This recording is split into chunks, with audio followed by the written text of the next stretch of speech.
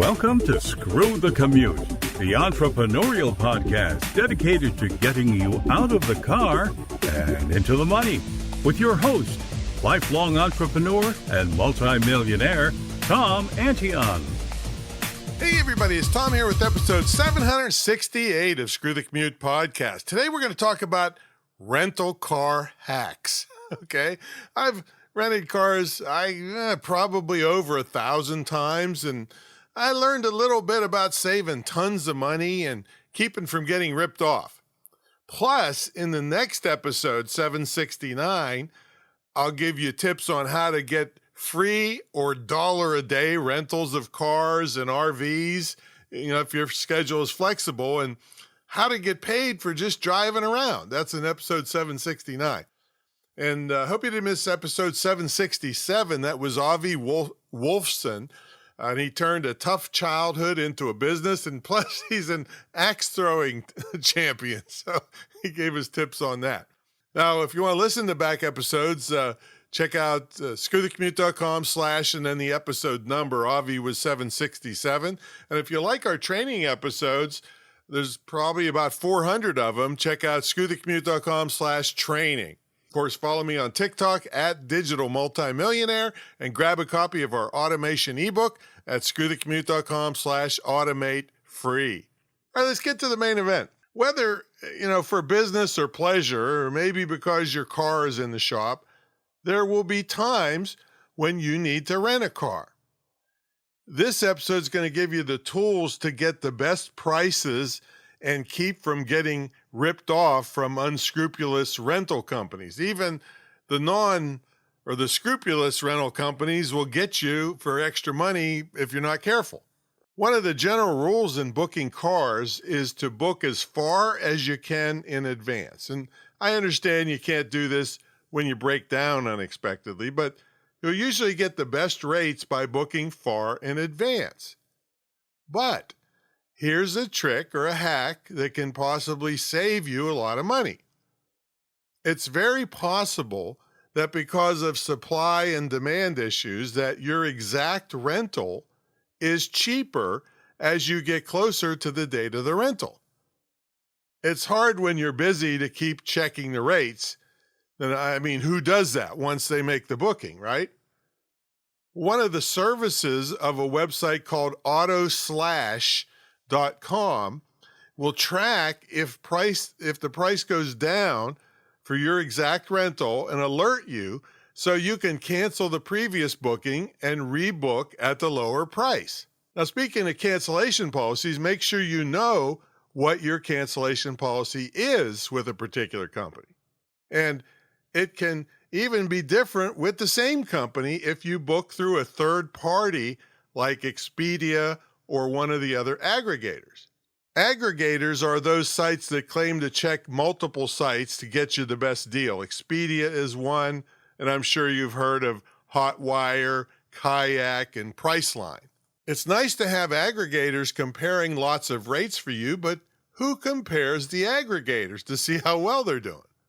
Well, there's a site called autorentals.com, and it steps in to do that for you. There's lots of data on this site, so be prepared to carefully look through all the rates listed to find the best deal for you. Aggregators are also generically referred to as third parties. Another good general rule, especially if you travel out of the country or in areas where they're small and they got unknown car rental places, not the big brands. This way you have somewhere to turn if the small or unscrupulous company tries to cheat you. Dealing directly with the company doesn't give you much leverage because you're probably nobody to them. They're used to getting complaints and hell with you. Dealing through the big third party means you can complain to the third party. And the small, bad rental company doesn't want to piss off the big aggregator that sends them business. So it's a wise thing for you to deal through the aggregator rather than direct. All right, now let's talk about getting the cheapest rates. Now, there are several hacks to get the best possible rates and save the most money.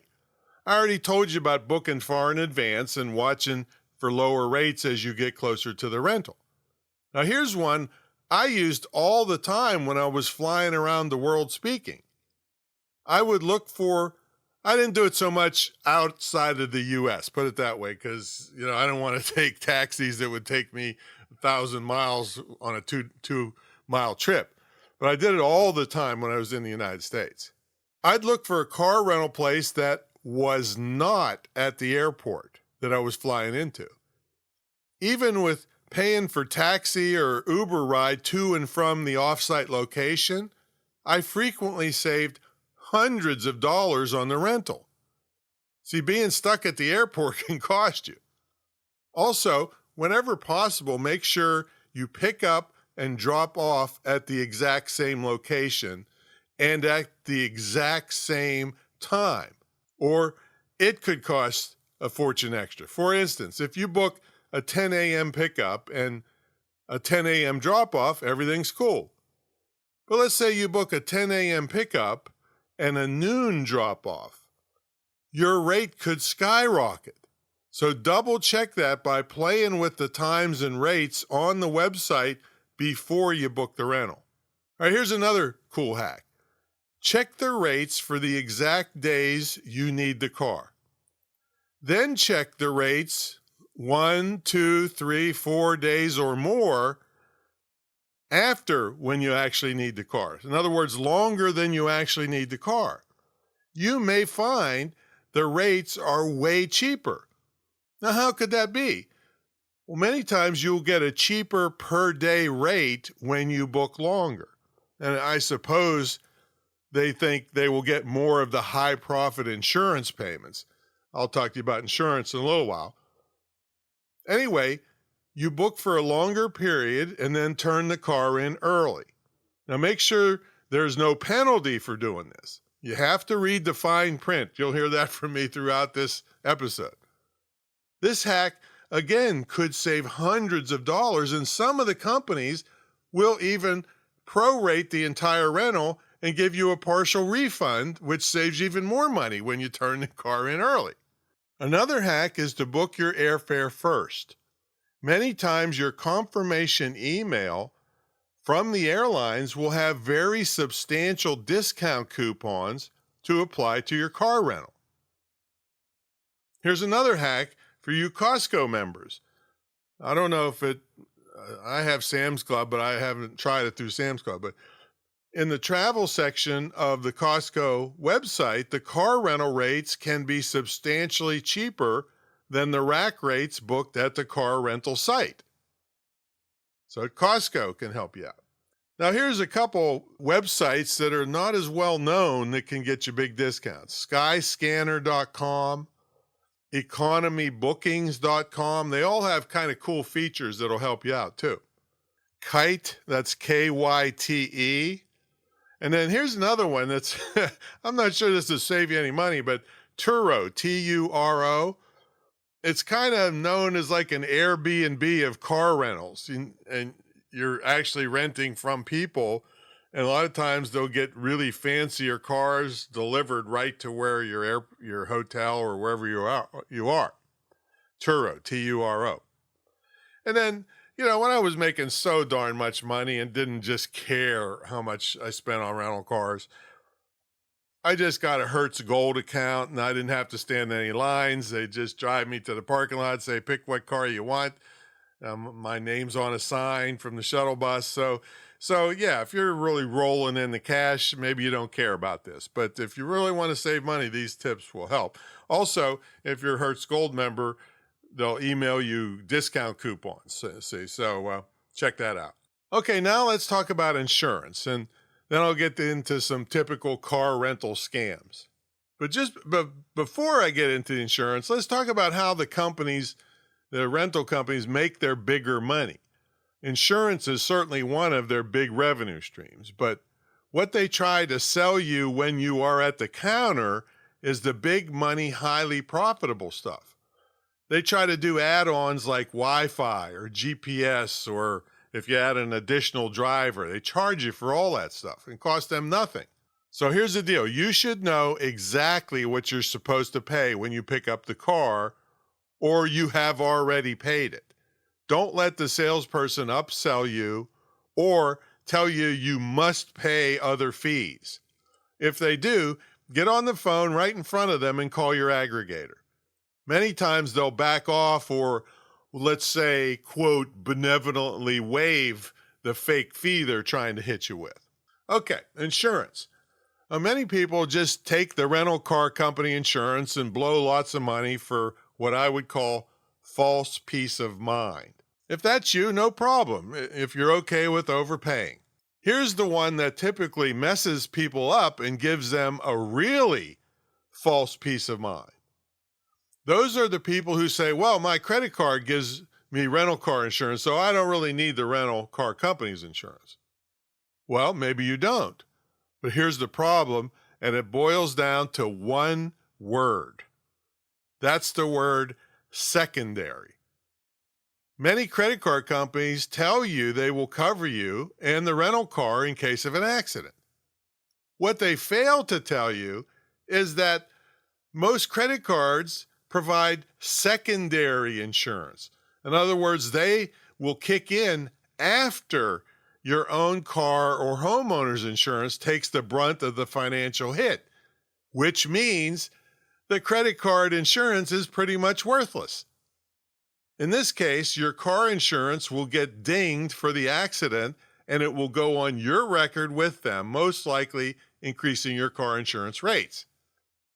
You want a credit card that says they are the primary insurance if you rent a car. I think you still might have a deductible, but regular car insurance will not be involved. You must read the fine print on your credit card coverage. You want primary, not secondary. There also could be a difference if you are renting for business or personal reasons. So don't take anything I say as gospel. Read the fine print. Okay, now let's talk about rental car scams and routine things you must do to protect yourself. And much of this also applies to recreational vehicles like RVs, jet skis, mopeds, bicycle rentals, and stuff like that when you're on vacation. And this is a must. You must always take time-stamped photos and videos of the vehicle you are renting and email them to the booking agent. And frequently there will be damage reports that don't include all the damage that's actually on the vehicle. When I've spotted damage that's not on their report, I've actually had the rental agent tell me, oh, don't worry about it.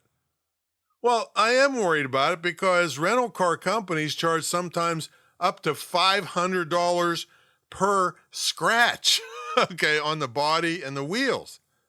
If they get away with telling you don't worry about it before you leave and then they charge you for it when you get back, guess what? You should have worried about it before you left and provided photo and video evidence.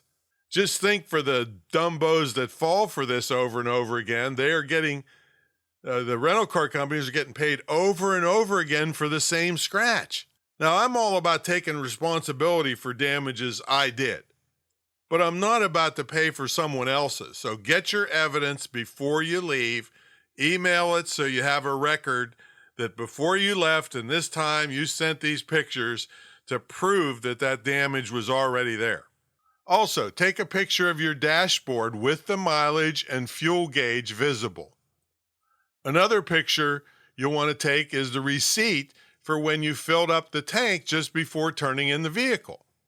Now, I say vehicle because you could be renting a truck or van or some specialty vehicle instead of a plain old car.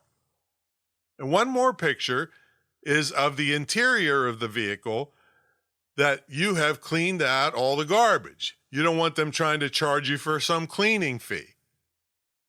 And then carefully review your final bill to make sure they don't charge you for fuel or throw on any extra BS charges.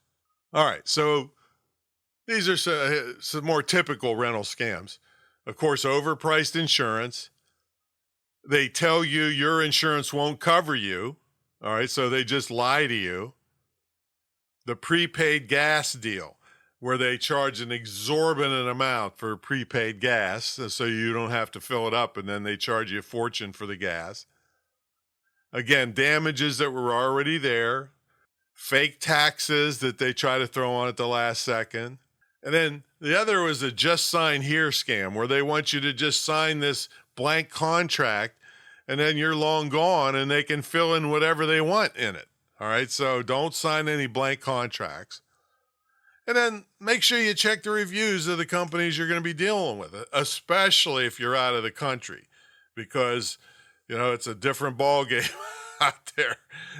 In the many countries around the world, you don't speak the language, possibly, and they'll claim this, that, and the other. So it's, again, also good to work through an aggregator.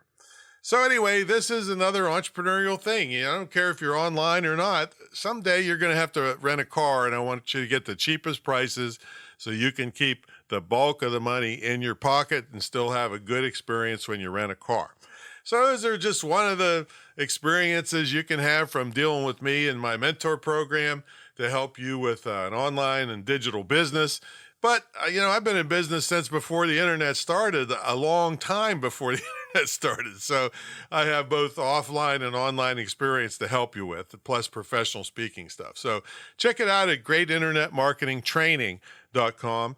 And hey, don't get ripped off when you rent a car. You're warned. And listen to this and pass it on to your friends. All right, we'll catch you all on the next episode. I'm going to show you how you can just get paid for driving your car around, doing your regular daily routine, and also how you can get like $1 a day RV rentals. Just crazy stuff. I'll show you that in the next episode, 769. All right, see you there.